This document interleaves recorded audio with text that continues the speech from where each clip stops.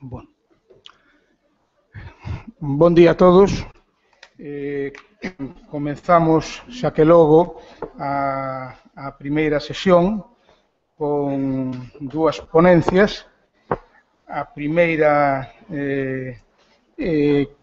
a continuación de Antón Bamonde e a segunda de Jacques Senard, o coñecido museólogo suizo que nos acompaña en esta sesión.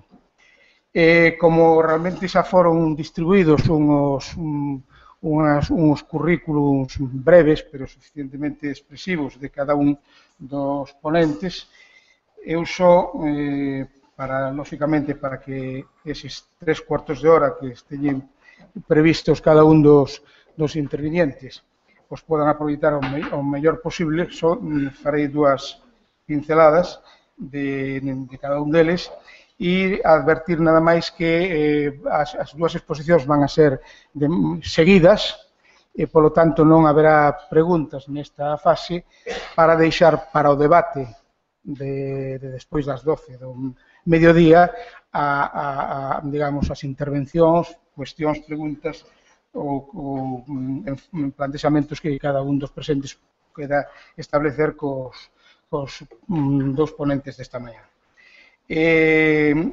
Temos hoxe, digamos, a sorte de contar con dúas persoas, en este caso, con Antón Bamonde, que pola súa actividade e especialidade intelectual, o campo do pensamento, o campo do ensaio, pois nos pode abrir moito a mente as xentes dos mundos dos museos para, de alguma maneira, sair fora do noso ámbito, do noso espacio, e, lógicamente, reflexionar dunha maneira máis aberta e máis crítica sobre a realidade coa que operamos de forma cotiá.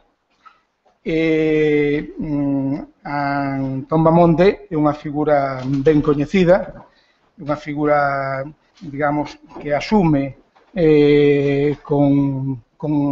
con valentía e sin ningún tipo de reserva o debate, asume a crítica, asume moitas veces a provocación e, sobre todo, plantexa, digamos, que en este mundo no que vivimos hoxe en día, basicamente non existen feitos, senón que existen interpretación deses feitos. E, de alguma maneira, que esas interpretacións provocan consensos ou provocan discrepancias ou disensos. É enormemente importante este enfoque porque, de alguna maneira, a práctica museolóxica e a reflexión teórica do profesor Enar coincide en boa medida coas reflexións que desde outro campo moi distinto desenvolve Antón Bamonde, autor dunha serie de libros, autor, digamos, polemista e ensaísta no mundo, no xornalismo diario, e que a min, personalmente, das súas obras, interesanme todas, pero basicamente unha que é a derrota de Galicia, onde de alguma maneira fai unha reflexión sobre a conxuntura, o momento que vive este país nos últimos 25, 30 anos, e que de alguma maneira esa reflexión son moi fecundas, enormemente interesantes, para reflexionar a xente que operamos co patrimonio cultural dos museos, si consideramos que o patrimonio cultural, digamos, estar ligado aos temas da identidade e da memoria e que os museos son espacios para operar con esa memoria e con esa identidade. Por lo tanto, sin máis dilación, paso a palabra ao profesor Bamonde, Antón Bamonde, para que nos plantexe a súa ponencia. Bos días a todos. Moitas gracias a Xosé Carlos Sierra pola amable presentación. Moitas gracias a Carlos García Martínez e a María Xosé Fernández Cerviños, ao Museo do Pobo Galego e ao Consello Galego de Museos por convidarme, e tamén ao Consello Galego de Cultura por acollernos, non só pola oportunidade de estar aquí, senón tamén pola de obrigarme a poñer un pouco de orde na miña cabeza, que é sede de tantas ignorancias e perplexidades, sobre o asunto que nos ocupa. Son, como acaso saiban, un lego nesta reunión de museos. Síntome, pois, como un nadador que se mergulla en aguas descoñecidas, non sen atrevemento. como nunha certa fotografía de Bari Caramés, lánzome a un fondo transparente do que emerxen burbullas, pero a visión está desenfocada. Mergúllome con maior temor aínda se considero que tamén neste ámbito, como en tantos outros, segundo creo, non sabemos onde estamos nin a onde imos. Pero tal vez este ignoramos é, por puro paradoxo, a primeira idea que deberíamos intentar xustificar. Para iso, usarei unha afirmación apodíctica que lle escoitei non hai moito tempo o historiador da arte Juan Antonio Ramírez, lamentablemente falecido. Yo no sé qué cosa es el arte contemporáneo, ni conozco a ningún artista, crítico o galerista que sepa en qué consiste. Y si dice que lo sabe, miente. Foi unha declaración que estimei moito, porque adoro as frases redondas e simples que, a vez, encerran unha sabiduría depurada pola reflexión de moitos anos, como non podía ser outro caso dun historiador de arte tan notable como foi Juan Antonio Ramírez. E así é, dende o ready-made de Duchamp, dos que nos separan xa casi 100 anos, Duchamp creou os primeiros ready-made en 1915, caeu un certo sentido do que era arte. Ao principio, a forza disolvente que entraba ao principio co que podían ser construídos eses ready-made non se fixo tan clara. Ao fin e ao cabo, a vanguardia estética acompañante da idea de progreso seguiu rexendo ata o período comprendido entre os anos 60 e 80 do noso século. Moitos sinalaron a obra de Warhol, que enlazaban da cultura pop coas imaxes do dadaísmo, como o punto de non retorno. Dende as latas de sopas Campbell ou a caixa brillo, fíxose patente que a arte traspasara a última fronteira. Como indica Arthur Danto, crítico que hai que tomar en si mesmo como un síntoma, a arte é agora unha especificación da historia da filosofía.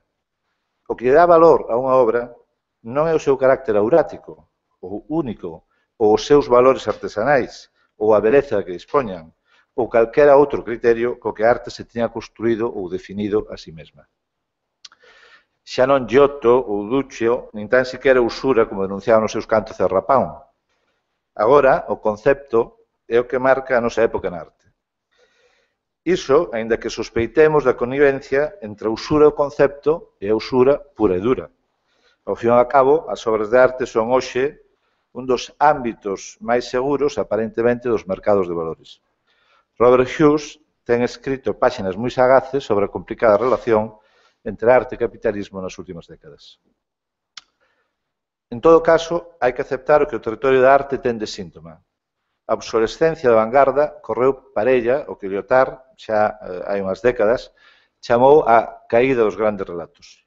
Ao tempo en que decaía a ilusión revolucionaria, o proxecto utópico, ou o máis modesto programa ilustrado, a ilusión dun mundo racional éticamente conformado, foise abrindo paso a noción do museo imaginario.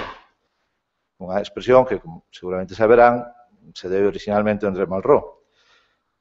Unha máscara africana, unha pintura de Piero da Francesca, unha escultura de Cánova ou unha creación de Francis Bacon, por non falar dun arado, unha moto Vespa ou un episodio de Bob Esponxa, sitúanse, en tanto que artefactos artísticos ou máis ampliamente culturais, na mesma posición en relación ao intérprete.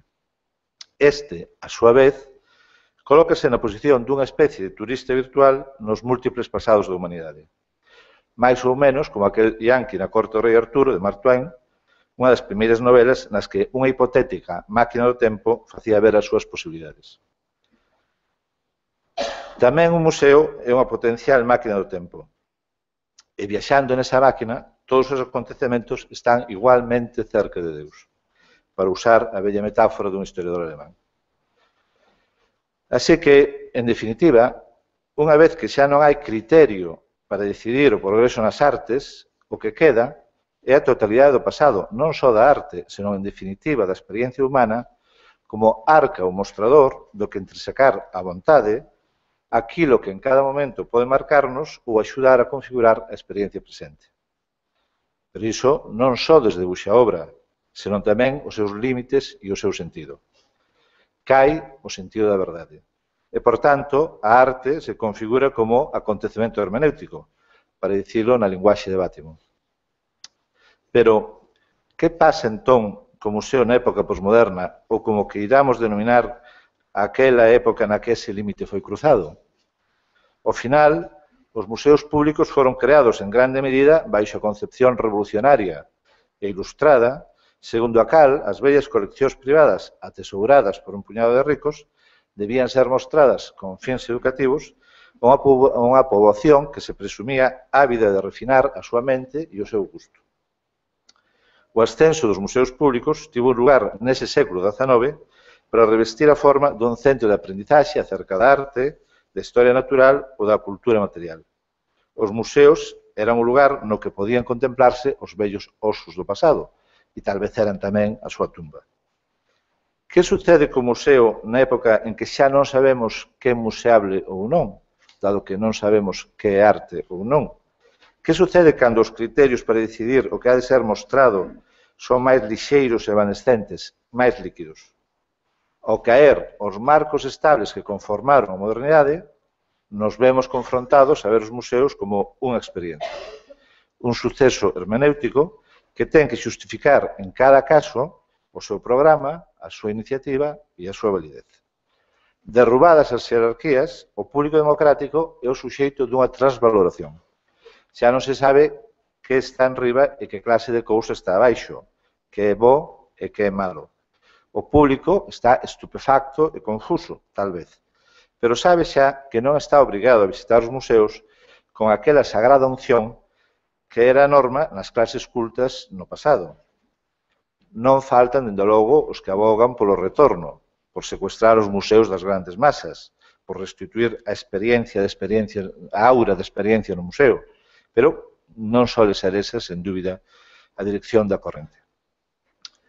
Como resultado, o museo vese obrigado a formar un continuum coa experiencia conformada polos medios da cultura de masas, ou a librar o combate por impugnación deses marcos mentais. Pode o museo ser conformista, entre aspas, ou crítico, entre aspas. Pode militar entre os apocalípticos ou entre os integrados, pero xa non está salvo no empirio. O público arrógase o dereito a xulgar, e rara vez o director do museo, o responsable das coleccións, ten valor, como no título da peza teatral de Peter Handke, para insultar ao público. Polo demais, Internet, a nova Alexandría, permite o acceso máis ou menos universal a unha amplia gama de información, entretemento e cultura. Aquí nos volvemos a topar cun dos paradoxos da democratización cultural. Todo está accesible na rede, pero poucos poden, de feito, beneficiarse desa capacidade.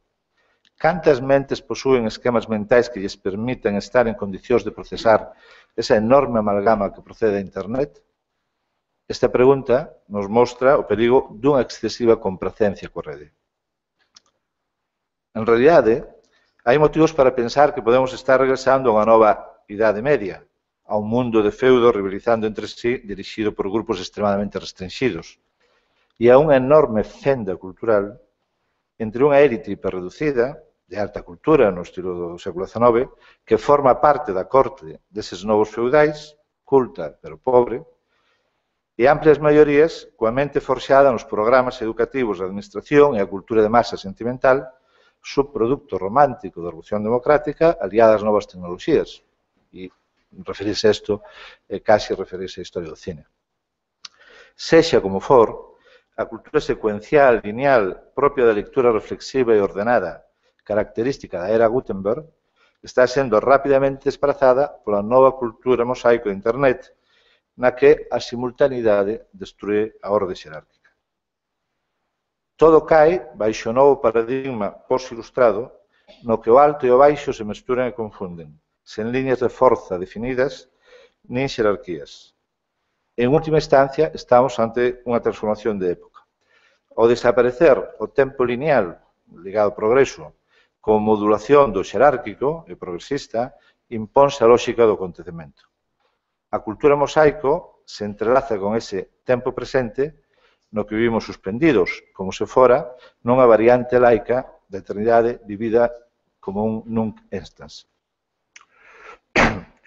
Gostaria de facer aquí unha breve parada no meu discurso para referir unha pequena anécdota. Estes días acabei de ler un libro que se chama 1913, un año hace 100 años, que é un libro moi interesante porque narra a atmósfera cultural de principios do século XX. En realidad, a principios do século XX é cando se produce xa a primeira crisis da Ilustración, porque o ambiente xeneral era de caos. En realidad, se entrevía que era un mundo que podía estar cerca das ruínas.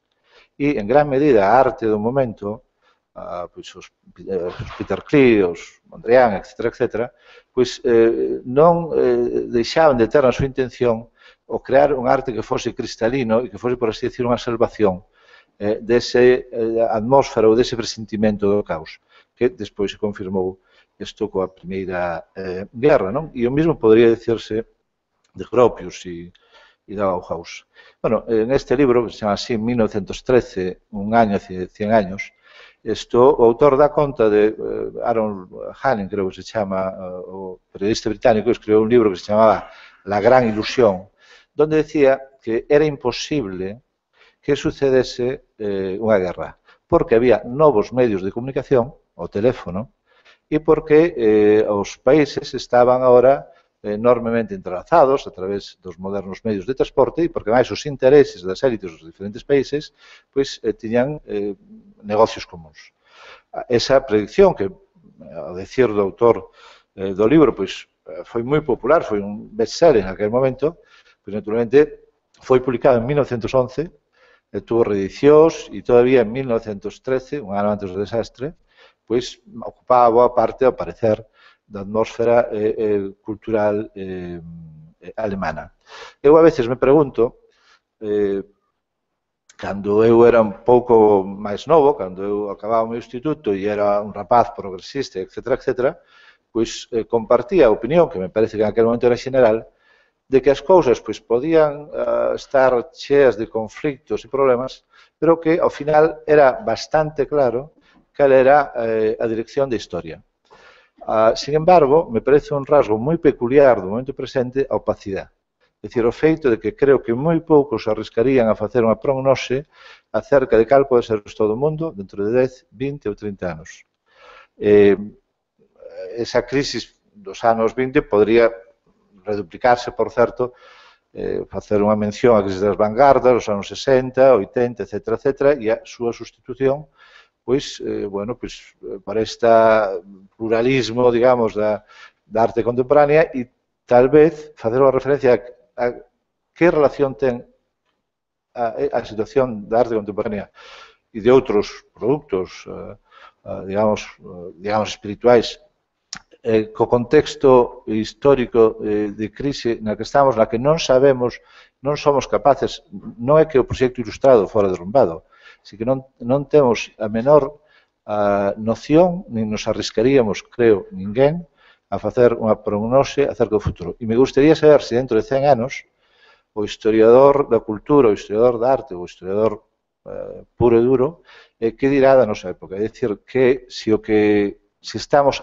antes dunha nova fase de evolución e progreso, etc., ou se estamos antes de circunstancias outra vez máis catastróficas, pero, sin embargo, con atmósfera que xa non é aquela tan tenebrista, digamos, ou caótica de principios do século XX, sino con esta peculiar forma de alegría e de presentismo que é tan característica do presente e que, sin dúbida alguma, ten que ver moito pois co feito de que os medios de comunicación de masas pois difunden, digamos, un modelo de civilización que incide moito, o consumo, en este presentismo, en este estar, o que decía no texto, como suspendidos ou colgados. Me permito tamén facer establecendo un pequeno corte, porque tal vez é unha orden de discurso diferente, pero digamos que a veces se pensa en Internet ou na propia época presente como unha época que efectivamente é unha época de colapso do tempo e do espacio, é dicir, onde a orden lineal do progreso, digamos, é como se fose comprimido en algo parecido ao que os teólogos medievales chamaban o presente eterno, non? O nunc instans. Como se estiveran suspendidos nun extraño tempo Isto que presenta, creo eu, máis incertidumes das que pode aparecer. Bueno, feita esta pequena intervalo, continuo. Esta é a gran transformación, esta transformación na constelación da época, que vale non só para os museos de arte, senón para todos aqueles etnográficos, tecnolóxicos, industriais, etc., que conforman o amplio campo das institucións museísticas. O seu programa se ve cuestionado por unha época que se presume sen fundamento e que, tendo a ilusión de recrearse a si mesma a cada intre, vive, de facto, nunha extraña sorte de suspensión. É certo que os museos non están en crise, ao contrario. Cada vez aumenta o número de visitantes ás salas e a curiosidade se expande por territorios antes ignorados. Ao tempo, moitos museos incorporan técnicas de marketing e da cultura emocional para facer visitar aos visitantes unha experiencia. Os museos son hoxe unha parte importante do sector terciario e facilitan a propagación do turismo, que é, obviamente, un dos grandes negocios mundiales, e senón que non lo digan a nós en este momento. Sin embargo, se miramos máis alá, é posible registrar unha certa crise das súas formas programáticas debido ao cambio de paradigma mencionado. Iso obriga a reformulalos. Nunha sociedade pluralista na que o que os museos coleccionan e como fan, e na que o que exhiben e como fan son materias de crecente discusión, os museos han de tornarse centros de controversia, para usar a magnífica expresión de Willer Boyd. Os museos teñen que involucrarse nas crecentes discusións acerca das novas tecnoloxías, as novas correntes estéticas e as novas interpretacións do pasado e do presente. O seu papel como lugares da memoria e da identidade está ligado a esta conciencia acerca do modo en que han de involucrarse na sociedade. Supoño que algo así como un liberalismo multicultural tería que ser o seu fundamento filosófico. Debido á caída das grandes visións que narraban a historia da humanidade máis ou menos ao estilo da idea hegeliana, como o despregamento na historia dun suxeto activo que pouco a pouco alcanzaba a súa propia identidade a través do conflicto e a reconciliación, os museos non poden hoxe máis que tomar nota do pluralismo das imaxes do mundo e intervir no espacio público non verticalmente, como mestre que dá unha lección canónica e magistral aos seus alumnos, senón horizontalmente, intervindo nos debates e nas batallas da opinión que teñen lugar no espazo público. E ben, que hai de Galicia? A súa problemática inscripción na modernidade é clara. Deixenme ler agora, ao respecto, un pequeno artigo que publiquei hai un par de anos e que reivindicaba a creación dun Museo de Arte Galega. Decía, un dos museos máis importantes de Galicia, e sin dúbida o máis desprezado, é o Carlos Maside, situado nun edificio anexo ás cerámicas do Castro, en Sada. Nese museo pode atoparse unha pequena representación do que foi a arte moderna galega dende a terceira década do século XX ata os anos 70.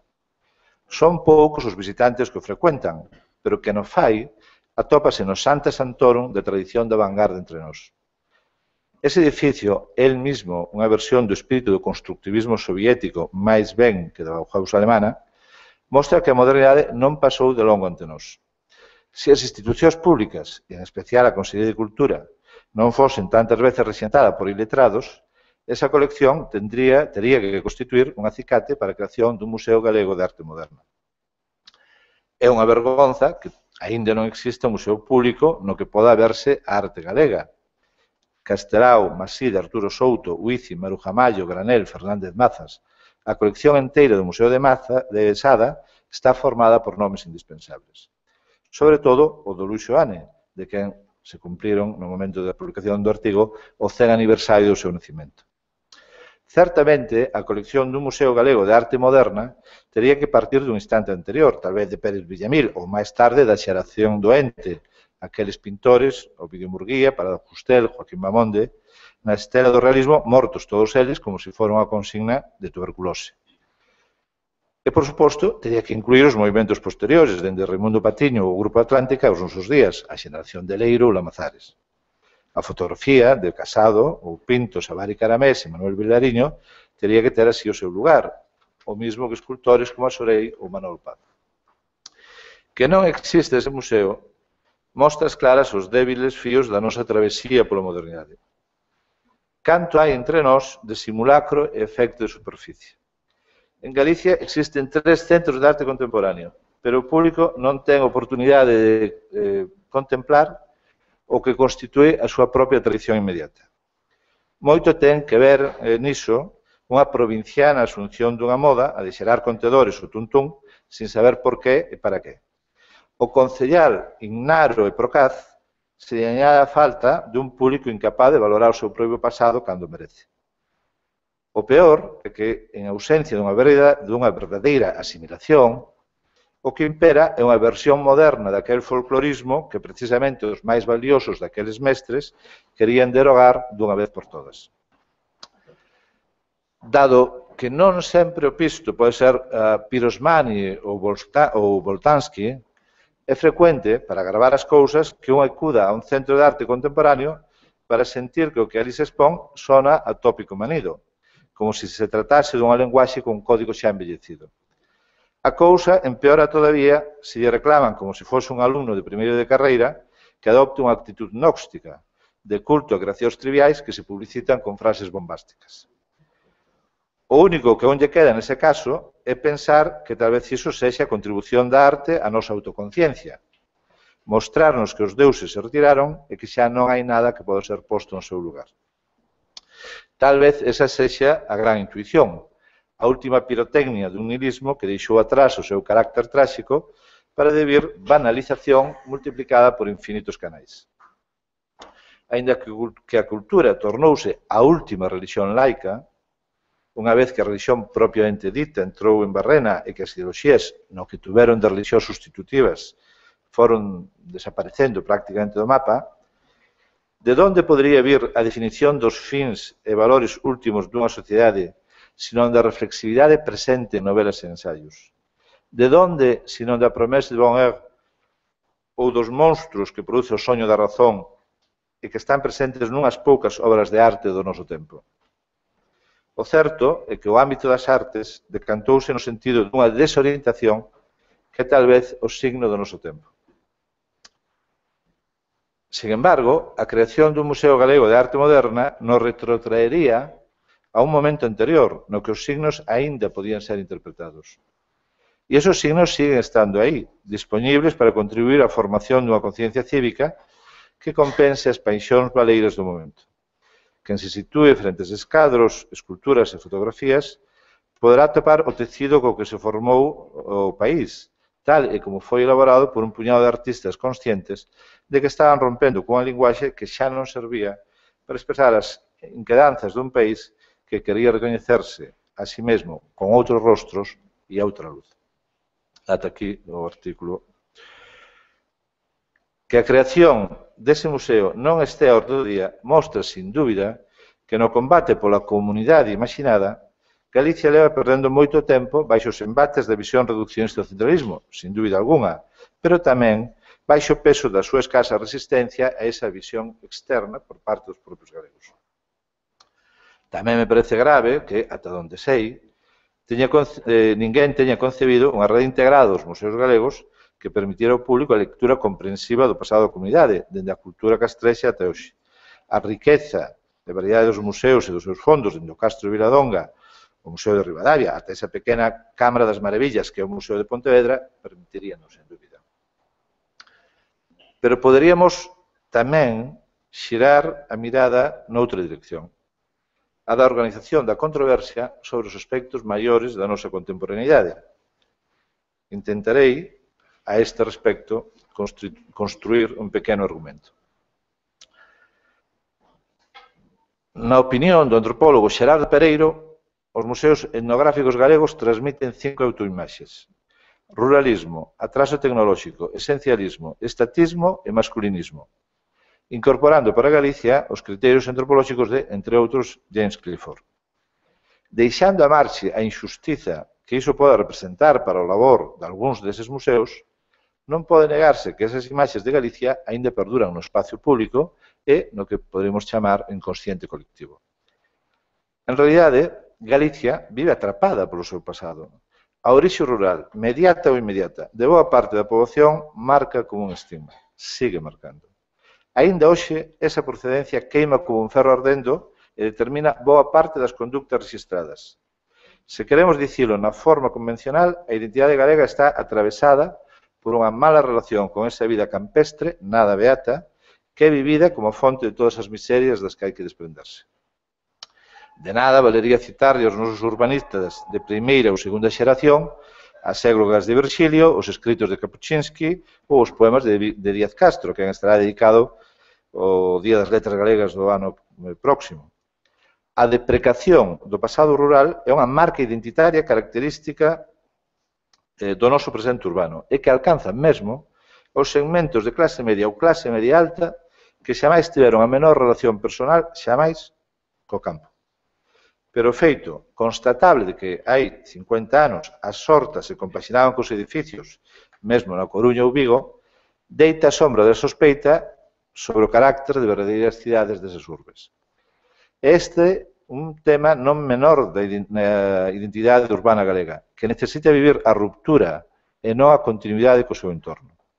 A modernización rara vez se interpreta como unha aposta ao día dos trazos do país, senón máis ben dunha forma mimética, como a obriga dun contraste. Iso fai que o que poderíamos denominar as invariantes antropolóxicas do galego, dende o sentido do humor ata a lexendaria práctica do dobre sentido, se estean perdendo ao ollos vista, con ganancia das invariantes sureñas estendidas especialmente a través da televisión. En todo caso, vale para unha parte dos galegos aquel dictum que establece que é típico dos países atrasados o entusiasmo polo hipermoderno. Un trazo que compartimos co resto de España, como é fácil de observar, se xulga o lavado de cara, pero non de fondo que viveu nas últimas décadas, é este. Hai moitos anos que, lendo as memorias de Paco Nieva, chamoume a atención a aguda observación do falecido autor teatral de que, a vista da final transformación que vivira España, unha de dúas. Ou España non era tan franquista na dictadura, ou non é hoxe tan demócrata.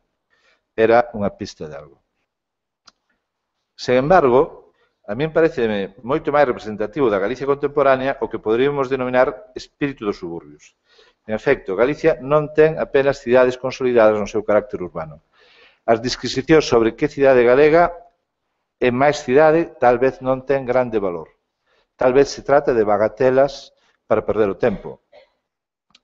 Pero con elas poderíamos ensarillar boa parte da maneira en que se conforma a conciencia pública de Galicia, que está máis volcada sobre o local que sobre o nacional galego, é dicir, sobre a maneira en que podría ser ensamblada a vida da comunidade dun modo provitoso e cooperativo. De feito, un tema que podría ser proposto para un centro etnográfico local, non virado só para o pasado, podría ser este: as identidades urbanas na Galicia contemporánea.